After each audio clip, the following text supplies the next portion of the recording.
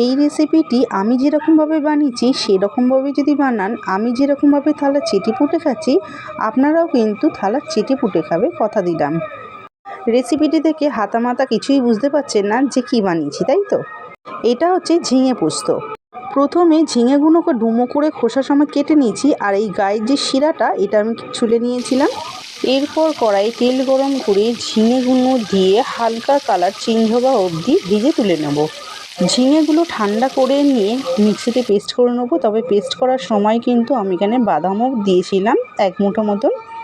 অন্যদিকে আরেকটি মশলা বানিয়ে নেবো। শিলের মধ্যে নিয়েছি 2 চামচ সর্ষে, 2 চামচ সাদা সর্ষে, 1 চামচ কালো সর্ষে আর 5 থেকে 7টা মতন নিয়েছি লঙ্কা। আপনারা যে যার মতন ঝাল অনুযায়ী নেবেন। আর নুন দিয়ে ভালো করে একটু বেটে নিয়েছি।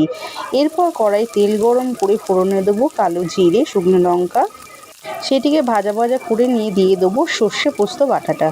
সাথে দিয়েছি মশলা দেওয়ার জল দিয়ে ভালো করে কষিয়ে নেব যতক্ষণ না মশলা থেকে তেল ছাড়ে। মশলা থেকে তেল ছেড়ে এসে এরপর দিয়ে দেবো ঝিঙে ও বাদাম বাটাটা। সব কিছু খুব ভালো করে মিশিয়ে নেওয়া হয়ে গেলে দিয়ে দেবো স্বাদ মতো নুন, দিয়ে দেবো 1 চামচ মতন হলুদ আর দিয়ে দেবো 1 চামচ ব্যালেন্সের জন্য চিনি। সব কিছু খুব ভালো করে মিশিয়ে নিতে হবে।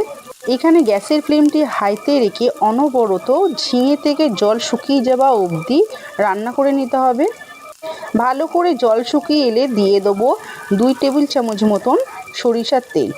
তেলটি দিয়ে খুব ভালো করে মিশিয়ে নামিয়ে নিলে কিন্তু পরিবেশনের জন্য একেবারেই রেডি এই ঝিঙে পোস্ত রেসিপিটি। ঝিঙে পোস্ত একই রকমভাবে না খেয়ে এইভাবে ঝিঙে পোস্ত যদি রেসিপিটি বানান তাহলে কিন্তু আঙুল চেটে পুটে খাবেন।